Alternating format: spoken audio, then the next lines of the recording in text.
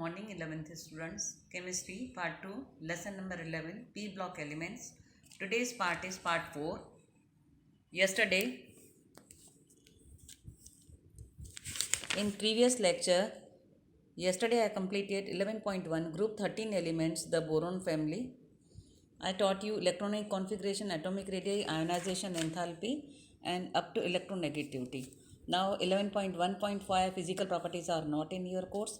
Now we are going to start from 11.16 chemical properties with oxidation state and trends in chemical reactivity. Okay, this is the physical property of group 13 elements. So this is not in your course, but in general you can see only the atomic number of boron, aluminum, gallium, indium, thallium down to the group, like that. This is down to the group like that. So atomic mass EC you can see, but other physical properties I taught you, जैसे atomic radius we did know. So you can see atomic radius, ionic radius, ionization enthalpy, electronegativity. Up to here you can see all the properties here. Then density, melting point, boiling point, and that volt current. Okay, so this is table you have to refer for the chemical properties also. Okay, I am starting with oxidation states and trends in the reactivity. Now what is oxidation state? See, due to small size of boron, the sum of its first ionization enthalpies is very high. Okay, first element you are knowing, no? Boron 1s2, here you can see helium 1s2, 2s2 and 2p1. So 2s2 and 2p1. Due to small size of boron, the sum of its first ionization enthalpies is very high. Means 1s2, 2s2, then 2p1. If we want to remove first electron, 1s2, then 2s2 and 2p1, like that. Okay, but only for np1 its p orbital is this only, first one. So high. Why? Because easy to remove this, but that effect is going to increase. So second ionization enthalpy and third ionization enthalpy is high. This prevents it to form plus 3 oxidation ions and forces it to form only covalent compounds. Covalent compounds means easily remove one.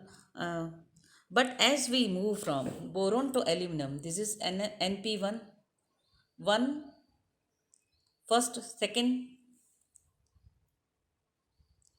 2p1, 3p1, 4p1 and 5p1 and 6p1. Move from boron to aluminum, the sum of first 3 ionization enthalpies of aluminum considerably decreases and is therefore able to form Al plus 3. So boron will form only covalent compounds, but aluminum can form Al plus 3 and this B plus 1. In fact, aluminum is a highly electropositive element. Highly electropositive means easily removing electrons. However, down the group, as we are going from boron, aluminum, then we are going to gallium, indium, thallium. Down the group, due to poor shielding effect of intervening d and f orbitals, the increased effective nuclear charges holds ns electrons tightly, responsible for inert pair effect and thereby restricting their participating in bonding. Yesterday I showed you periodic table. There I showed you D block was coming. After that F block was also coming. 10 electrons, then 14 electrons. Afterwards the 4p and 5p and that was going to fill. As a result of this, only p orbital electrons may be involved in bonding. In fact, gallium, indium and thallium, both plus 1 and plus 3 oxidation states are observed. Okay, so in boron I said covalent, aluminum 3 oxidation state, and here plus 1 and plus 3. Why? This is the reason. The relative stability of plus 1 oxidation state progressively increases for heavier elements, aluminum, gallium and thallium. Plus 1 oxidation state increases. In thallium, plus 1 oxidation state is predominant, whereas plus 3 oxidation state is highly oxidizing in character. The compounds in plus 1 oxidation state, as expected from energy considerations, are more ionic than those in plus 3 oxidation state. So in plus 1 they are more ionic. In trivalent state, means plus 3 oxidation state, the number of electrons around the central atom in a molecule of the compounds of these elements, example boron in BF3. Okay, very important that in trivalent state the number of electrons around the central atom, this is central atom B, in a molecule of the compounds of these elements, example boron in BF3, will be only 6. Such electron deficiency molecule have tendency to accept a pair of electron to achieve stable electronic configuration and thus behave as Lewis acids. Okay, so BF3 behaves as because electron deficient molecule. Now the tendency to behave as Lewis acid decreases with increase in size down the group. So they are more acidic, boron. I will show you with drawing the example. You can see this BCl3 easily accepts a lone pair of electron from ammonia to form BCl3NH3. See, this is B, I am drawing BCl3, combines with NH3 and gives BCl3NH3. How? Because this is electron deficient, B, Cl, Cl and Cl.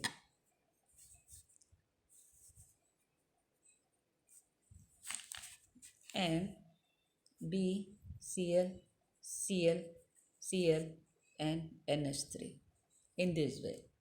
Okay. Now this character is planar and this one is tetrahedral. Already we completed that lesson for the shapes of the molecule. Now another example I am showing you. AlCl3 achieves, this one is of boron. AlCl3 achieve stability by forming dimer. Now what is dimer? Important. See, AlCl3, Cl, okay, and Cl like that, combined with another Cl, Cl and Cl. We will see that aluminum combines with another aluminum. Okay, this aluminum combines with another aluminum by these two, this one and this one. Okay, and here Cl and Cl, here Cl and Cl. Okay, so this one is the called dimer. Its shape is tetrahedral. Its shape is tetrahedral.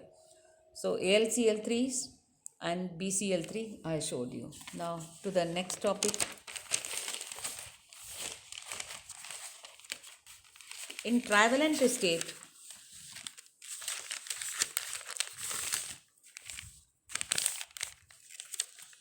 now in trivalent state, most of the compounds being covalent are hydrolyzed in water.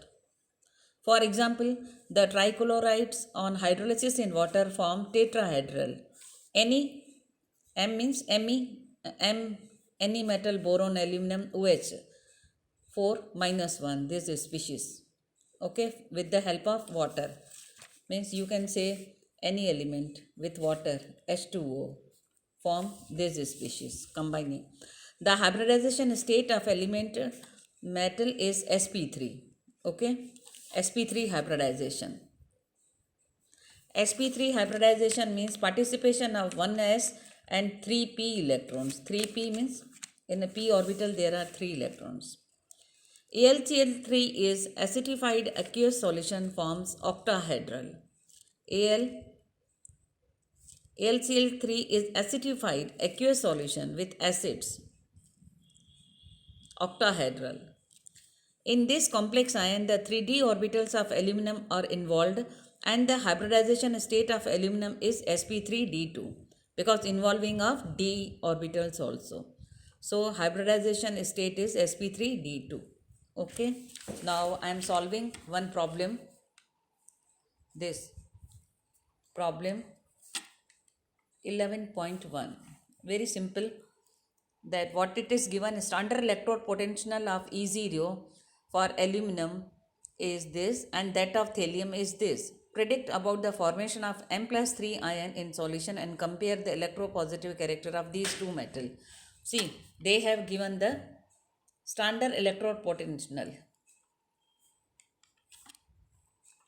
Al plus 3 Al is minus 1.66 volt, and for thallium plus 3 to thallium plus, you have to see only plus or minus. This one is minus, this one is plus. Predict about the formation of M plus 3 ion. Who will form M plus 3 ion in solution? Compare the electropositive character. Electropositive character of aluminum and thallium. Now I will explain on the basis of this volt that standard electrode potential values for two half cell reactions suggest that aluminum has high tendency to make Al plus 3 ions, whereas thallium is not, only unstable in solution. Okay, but is a powerful oxidizing agent also. Thus thallium is more stable in solution than Tl plus 3. Aluminum being able to form plus 3 ions easily is more electropositive than thallium. So first answer, see, who is more electropositive? Al plus 3. Earlier I discussed, as group decreases that electropositive. So aluminum is on top, so it is more electropositive than thallium. Okay. Now on the basis of volt, standard electrode potential value for two half cell reaction suggests that aluminum has high tendency to make Al plus 3 ions, whereas T plus 3 ion is not only unstable in solution but is a powerful oxidizing agent also. Okay. Now our next topic is first chemical reactions. Reactivity towards the air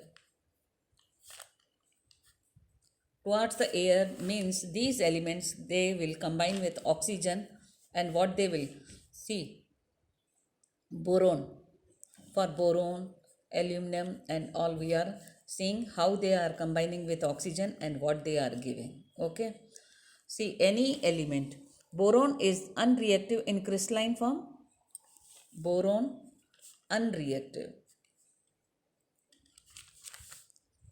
Aluminum forms a very thin oxide layers on the surface which protects the metal from further attack. So aluminum combines with oxygen and very thin layer of oxygen, thin layer. So further it will not combine with oxygen due to formation of this oxygen layer. So this protects not to combine with oxygen. Okay. Now next, amorphous, this I talked about crystalline. Like salt and sugar, you are knowing, they are crystal. Amorphous means powder. So amorphous boron and aluminum metal on heating. Okay, I am talking on heating. This is on normal state. This is on heating, aluminum on heating with oxygen in air form. This form B2O3 and Al2O3, bauxite this is called. With dinitrogen at high temperature they forms nitride. This is of oxygen, and with nitrogen they form nitrides. both of these. So you can see with oxygen E2O3 and with nitrites Ne. E means element. E means element. Now, the nature of these oxides, the nature of these oxides varies down the group. Okay, oxides, formation of oxides varies. Boron trioxide, B2O3, boron trioxide is acidic. Okay, and reacts with basic oxides. So acid react with basic oxides, metallic oxides react with basic oxides, means metallic oxides forming metal borates, and they will form metal borates. Okay, for boron. Now for another, aluminum and gallium oxides are amorphotic, amphoteric. Amphoteric means, you are knowing, they are not acidic, both the character. Amphoteric and those of indium and thallium are basic in, they work at amphoteric acid and base. They work as acid and base. So they are starting, they are acidic, last one are their basic, and amphoteric means acidic and basic, both the characters. Okay. Now our second topic, that is reactivity towards with acids and alkalis. Alkalis means base. Alkalis means base. I taught you in titrations, no? Acid, HCl, H2SO4, and alkalis means sodium hydroxide and potassium hydroxide. Now simple, boron does not react with acids and alkalis even at moderate temperatures, but aluminum dissolves in mineral acids and aqueous alkalis and thus shows amphoteric character. Now aluminum dissolves in dilute HCl and liberate dihydrogen. So aluminum reacts with HCl and liberate this. Now however, concentrated nitric acids, see, acids are HCl, H2SO4 and HNO3. So with HCl they forms this to liberate dihydrogen. However, concentrated nitric acid strains renders aluminum passive by forming a protective oxides layers on the surface. Aluminum also reacts with aqueous alkali and liberates dihydrogen. Okay, so they with their aluminum, told you, know, aluminum and gallium oxides are amphoteric. They react with acids and bases also. So with the base aluminum, they will get this tetrahydroxy aluminate ion and liberate dihydrogen. So with acids and base they are going to react. Now our third topic is reactivity towards halogens. These elements react with halogen to form trihalides except thallium. So easily halogens, any halogen, chloro, bromo and iodo, and they will form AlCl3 like that. Okay. Now our next problem is 11.2. While fumes appears around the bottles of anhydrous aluminum chloride, give reason. Anhydrous aluminum chloride is partially hydrolyzed with amphoteric moisture to liberate HCl gas. Moist HCl appears white in color. Okay. So aluminum chloride is, while aluminum chloride is, when we are keeping in bottle, no, it is keeping in bottle, so it is hydrolyzed and fumes of HCl are coming. That's why moist HCl appears white in color. When you will do practicals, no, I will show you in inorganic while doing in inorganic analysis. Okay, students. So today only I covered this topic, and this topic. We are doing very slowly with me only. You prepare your notes also. So 11.2, important trends and anomalous properties of boron, that is not in your course, it is omitted. And some important 11.3.1 borax also, orthoboric also is omitted up to here. So from tomorrow we will start 11.3.3, that is diboranes. Okay, students, I hope you are following with me.